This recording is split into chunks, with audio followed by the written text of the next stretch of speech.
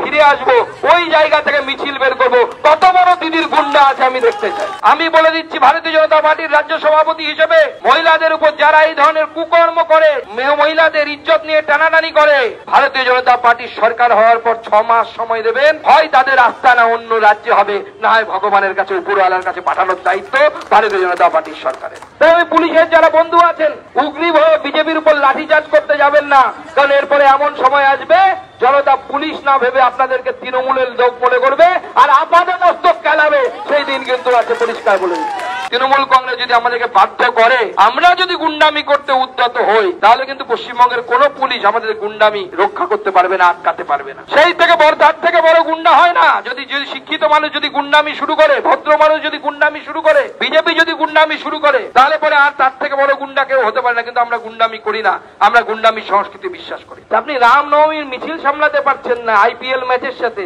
আবার জ্ঞান দেন মহাকুম্ভ কিভাবে চালাতে হবে। আরে মহাকুম্ভ হলে তো আপনি মনে হয় পাগল হয়ে, ঊর্ধ্ব পাগল হয়ে ঘুরে বেড়াতেন কলকাতার মতো রাস্তায়। ভারতবর্ষের একজন নেতা, কাশ্মীরের নেতা ফারুক আব্দুল্লাহ সাহেব, তিনি বলতেন মোদী একবার প্রধানমন্ত্রী হয়েছেন কি আর কি হয়েছে, মোদী যদি 4-5 বার প্রধানমন্ত্রী হয়ে যায়, তাও ভারতবর্ষের কাশ্মীর থেকে 370 ধারা বাতিল করতে পারবেন না। আজকে কাশ্মীর থেকে 370 ধারা বাতিল হয়ে গেছে, কারণ নরেন্দ্র মোদী বাপের বেটা, তিনি যেটা বলেন সেটা করে দেখায়, বিজেপি যেটা বলে সেটা করে দেখায়। এবং 370 ধারা বাতিল হওয়ার পর মেহবুবা মুফতি তিনি কি বলেছিলেন যে 370 ধারা যদি বাতিল হয়ে যায়, তাহলে পরে কাশ্মীরে ভারতবর্ষের পতাকা, অর্থাৎ জাতীয় পতাকা, তিরঙ্গা ধরার লোক থাকবে না। আর আজকে দেখুন সেখানে 370 ধারা 35-এ বাতিল হয়ে গেছে, ভোট হয়েছে, সরকার গঠন হয়ে গেছে, পিডিপির পতাকা ধরার লোক খুঁজে পাওয়া যাচ্ছে না। ভারতবর্ষের পতাকা পথ করে উঠছে ওখানে, পিডিপির পতাকা ধরার লোক নেই, মেহবুবা মুফতির পতাকা ধরার লোক নেই। Mehbooba chapter, Kashmir chapter close. আসুন আর এক বড় নেতা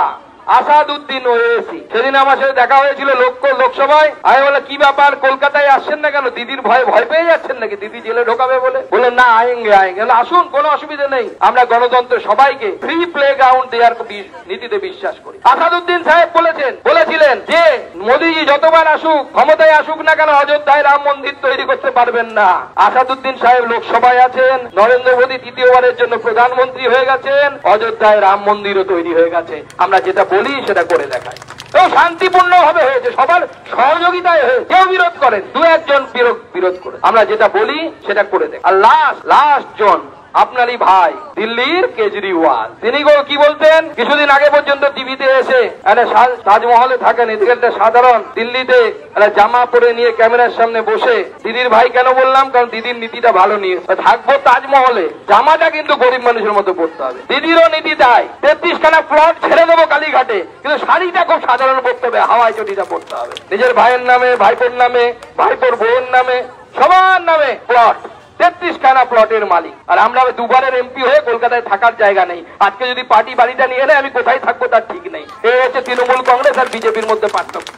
আমরা তৃণমূল কংগ্রেসের সেই নীতি দেখেছি। সেই কেজরিওয়াল সাহেব কি বলেছিলেন, মোদীজি আপসে নেই হোগা, আপনি দিল্লিতে জিততে পারবেন না। দিল্লির মানুষ দেখিয়ে দিয়েছেন, কেজরিওয়াল যিনি নিজেকে বিশ্বের সব থেকে বড় সত্যবাদী, যুধিষ্ঠিরেরও এক কাঠি উপরে ভাবতেন, দিল্লির লোক কান ধরে তাকে সিংহাসন থেকে নামিয়ে দিয়েছে। বিজেপি সেখানে একজন মহিলাকে মুখ্যমন্ত্রীর পদে বসিয়েছে। এটা ভারতীয় জনতা পার্টি, এটা ভারতীয় জনতা পার্টি। আমাদের বিরোধী দলনেতা 50 জন বিধায়ককে নিয়ে মিছিল করতে গেছে, তাতে আপনি বিশেষ ধর্মীয় সম্প্রদায়ের গুন্ডাদেরকে আটকে দিচ্ছেন, গুন্ডাদেরকে সেখানে লেলিয়ে দিচ্ছেন আমাদের মিছিল আটকানোর জন্য। আমার লোকসভাটা শেষ হোক, আমি এই মঞ্চ থেকে ঘোষণা করছি, আমার লোকসভা শেষ হচ্ছে, আমি ফিরে আসবো, ওই জায়গা থেকে মিছিল বের করবো। কত বড় দিদির গুন্ডা আছে আমি দেখতে চাই, কত বড় গুন্ডা আছে দেখতে চাই। আপনার পুলিশ তো অপদার্থ পুলিশে পরিণত হয়েছে। 7 তারিখে ম্যাচ ছিল, 7 তারিখে না 6 তারিখে ম্যাচ ছিল আইপিএল এর, সেদিন রামনবমী পড়েছে। আপনার পুলিশ কি বলছে, আমরা আইপিএল এবং রামনবমী একদিনে করতে পারবো না।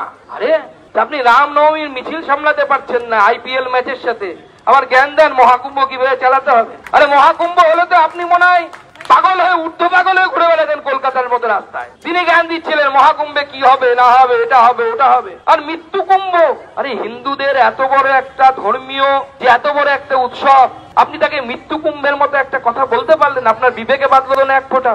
আপনি অন্য ধর্মের কোন উৎসব সম্পর্কে, অন্য ধর্মের কোন প্রোগ্রাম সম্পর্কে, অন্য ধর্মের কোন উৎসব সম্পর্কে এই ধরনের মন্তব্য করতে পারতেন?